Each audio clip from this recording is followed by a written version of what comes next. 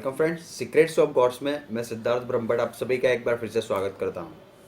और आज हम आपको बताएंगे कौन सी यक्षिणी की साधना से आपको कौन सी सिद्धि प्राप्त होती है। मैंने पहले इस पे वीडियो बनाया था, मैंने बताया था, मैं डिटेल में आपको बताऊंगा कि कौन सी यक्षिणी की साधना से कौन सी सिद्धि प्राप्त होती है।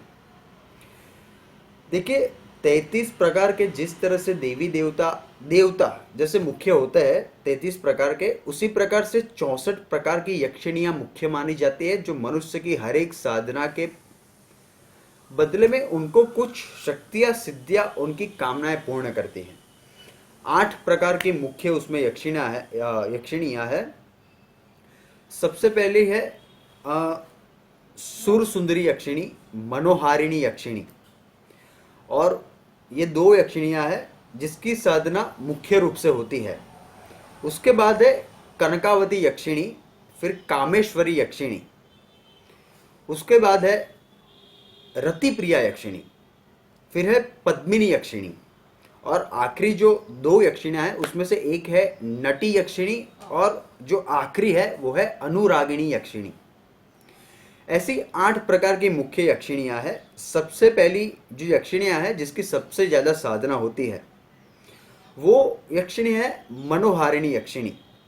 मनोहारिणी यक्षिणी की साधना जो साधक करता है, अगर उसको सिद्ध करता है तो साधक को ऐश्वर्य, धन, संपत्ति, इसकी कमी जब तक यक्षिणी उसके साथ मौजूद होती है गुप्त रूप से, तब तक कभी भी साधक को इन चीजों की कभी कमी नहीं होती।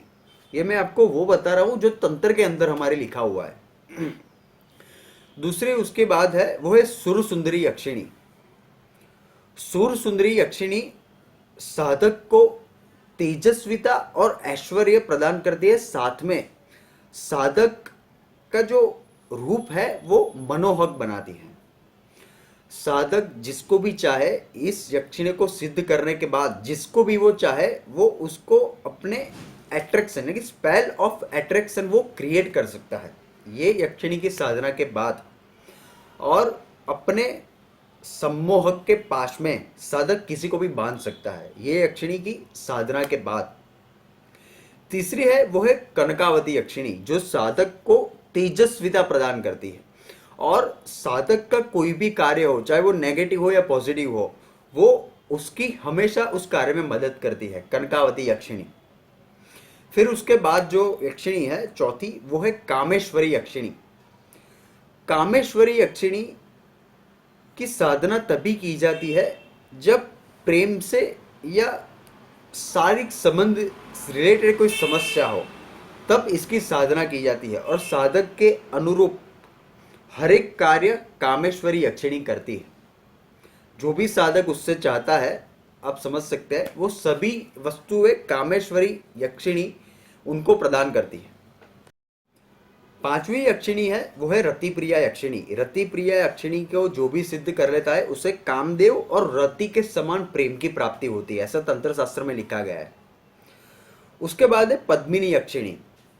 पद्मिनी यक्षिणी की साधना करने के बाद साधक को बुद्धि, स्थिरता और आत्मविश्वास वो प्रदान करती है, जिससे साधक उन्नति के मार्ग पर अग्रसर हो। उसके बाद है नट यक्षिणी, नटी यक्षिणी। नटी यक्षिणी को विश्वामित्र ने सिद्ध किया था। ये यक्षिणी की साधना तब की जाती है जब आपको किसी से भय हो। वो साधक को हर एक प्रकार से सुरक्षा प्रदान करती है, चाहे वो स्वयं देवता भी क्यों ना हो। देवताओं के सामने भी ये साधक को पूर्ण रूप से सुरक्षा प्रदान करती है यक्षिणी। उसके बाद है आखिरी अनुरागिणी यक्षिणी। अनुरागिणी यक्षिणी की साधना तभी की जाती है जब साधक को कीर्ति, मान, यश ये सब उसको चाहिए, उसको प्रसिद्धि चाहिए, तभी इसकी साधना की जाती है अनुरागिणी यक्षिणी की। अब इस पे हर एक यक्षिणी की साधना की प्रोसेस में आपको नहीं बता पाऊंगा, लेकिन कुछ जो स्टैंडर्ड्स जो है, उसके स्टैंडर्ड जो साधना है हम तंत्र शास्त्र की, वो मैं आपको एक दो जरूर बताऊंगा, डिटेल में बताऊंगा। लेकिन इसके ऊपर साधना करना और उसका जो फल है, ये सब बातें बहुत ही कठिन है, क्योंकि अभी जो टाइम चल रहा है उसके अंदर उतना समय देना और उसकी साधना करना ये मेरे व्यूअर्स पे डिपेंड है, लेकिन मैं एक दो वीडियो इस पे ज़रूर डिटेल में बनाऊंगा कि कैसे इसकी साधना की जाती है। तो धन्यवाद। आप हमारे चैनल पे सब्सक्राइब करें और आप अपने कमेंट्स हमें सजेशंस प्लीज़ दे सकते हैं। Thank you so much.